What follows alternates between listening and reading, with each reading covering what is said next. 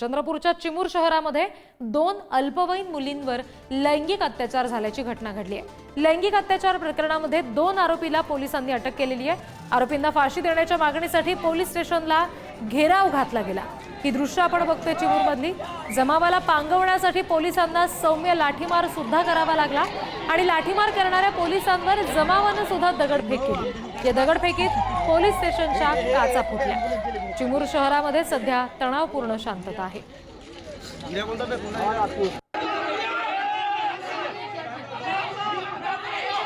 आणखी तपशील आपण घेणार आहोत। प्रतिनिधी राहुल असुटकर सध्या आपल्याशी जोडले गेलेले आहेत, त्यांच्याशी आपण बोलणार आहोत। राहुल, आता सध्या नेमकं शहरात काय वातावरण आहे?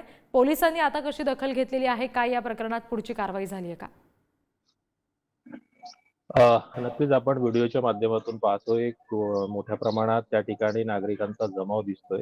काल ही रात्री घटना घडलेली होती की एक 2 अल्पवयीन मुली आहेत, त्याच्यामध्ये 13 वर्षीय आणि 10 वर्षीय मुली आहे। त्याच्यावरती जवळच राहणाऱ्या एका 2 व्यक्तींनी अत्याचार केल्याची घटना उघडकीस आली। मुलीच्या आईने ती फिर्याद दिली, त्यानंतर या संपूर्ण प्रकरणाची माहिती गावकऱ्यांना कळली। त्यानंतर मोठ्या प्रमाणात त्या ठिकाणी नागरिकांनी गर्दी केल्याचं पाहायला मिळालं आणि ही गर्दी पांगवण्यासाठी पोलिसांनी सौम्य लाठीचार्ज केला आणि त्यानंतर त्याला प्रति उत्तर म्हणून नागरिकांनीही दगडफेक केल्याची माहिती आहे। त्यामध्ये पोलीस स्थानकाचे काच सुद्धा फुटल्याची माहिती आहे। ही घटना मार्च महिन्यात घडली असावी अशी माहिती आहे आणि याची संपूर्ण जे तक्रार आहे ते मुलींनी आईकडे गेली। त्यानंतर आईने पोलीस स्टेशनमध्ये फिर्याद नोंदवलेली आहे।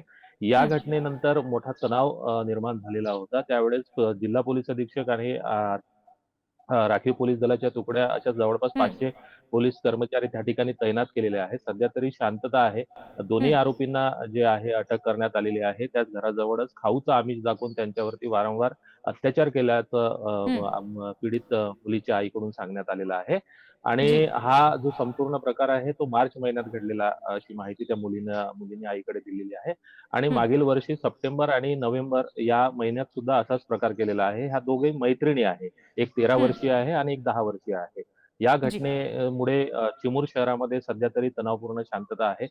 त्या आरोपींना आमच्या हवाली करा, त्यांना तात्काळ फाशी द्या अशी मागणी करून त्या जो जमाव होता त्यांनी एक मोठ्या प्रमाणात त्या ठिकाणी दगडफेक केल्याचं पाहायला मिळत आहे। निश्चित राहुल, धन्यवाद या सगळ्या तपशिलांसाठी।